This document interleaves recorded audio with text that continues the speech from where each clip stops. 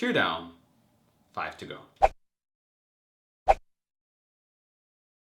Hey everyone, my name is Americ from HappyCool and welcome to a brand new review of The Mentalist Season 6, Episode 4, titled Red Listed. Now before we delve into what worked and didn't work in this episode, let's talk about the story. So in Red Listed, we find out that Patrick Jane actually created a fake list of suspects and Kirkland stole that list of suspects and was just running through that list trying to find who is truly Red John, who turns out he thinks killed his twin brother Michael. In the end, when Patrick Jane is abducted by Kirkland, who's about to torture him in order to get the information on who is on the real RJ list, Lisbon and Hightower swoop in, save Patrick, and in the final scene, Kirkland is killed by Reed Smith, who turns out is part of this secret law enforcement organization that's corrupt and that uses a code word, Tiger, Tiger.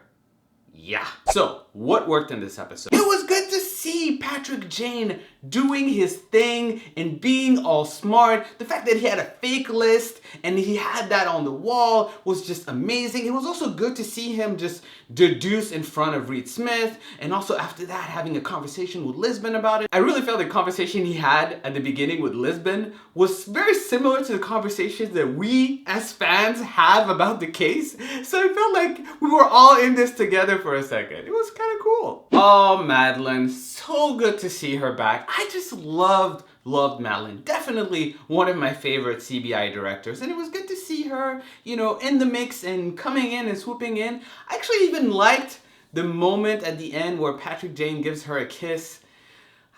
I was like, hey, that's kind of sweet. Lisbon is right there. I mean, no? Anyone? Speaking of Jizbin, guys, I know a lot of you have been like, we want some Jizbin moments. But I'm gonna surprise you because I'm actually happy they're not really injecting a lot of Jizbin moments in every single episode because I have to admit, my heart cannot handle Jizbin moments and big RJ reveals. It's just gonna be too much. I can't. I'm already paying a lot in therapy because of this show. I cannot be going more because it's expensive and I would rather not. But let's be all clear. I need this to be addressed at some point. This may be the season of RJ, but this is also the season of Jizbin, guys. It should be. Yeah. So that's all the stuff that worked now. But let's wipe this all out and talk about what worked.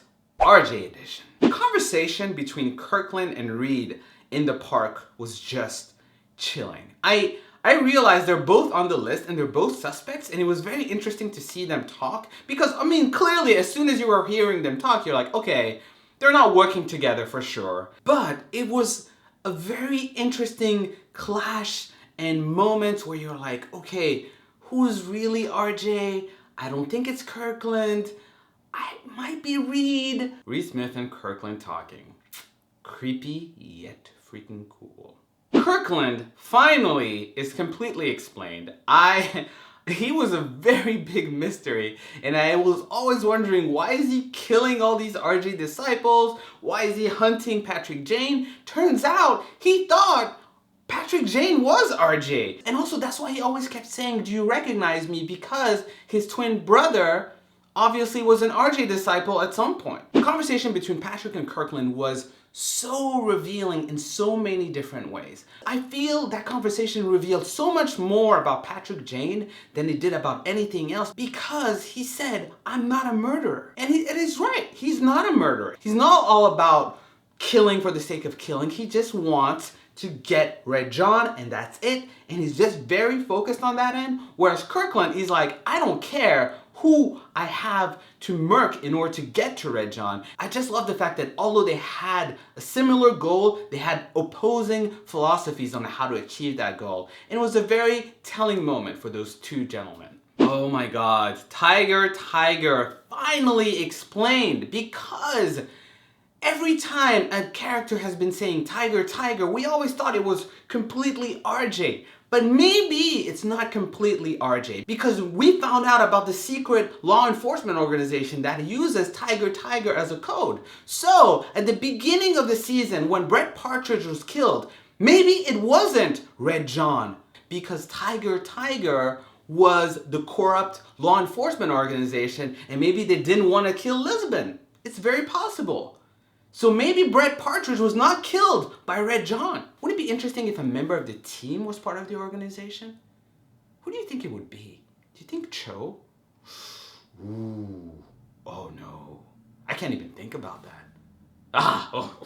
It opens up so much more in this season because now you have Red John and also you have to also find about the secret organization. So I don't know how that's gonna mesh and how that's gonna just happen. It's gonna be interesting, that's for sure.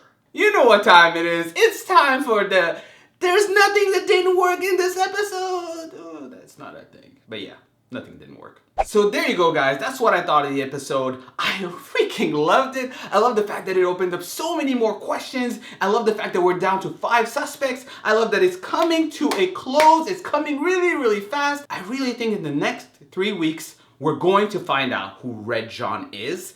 And I cannot wait for that. But enough about me. What did you think of this episode? Comment below and let me know. And if you like this video, make sure to hit that like button. And if you're new, make sure to subscribe because I review The Mentalist every single week. Thank you so much for watching. Until next time, bye.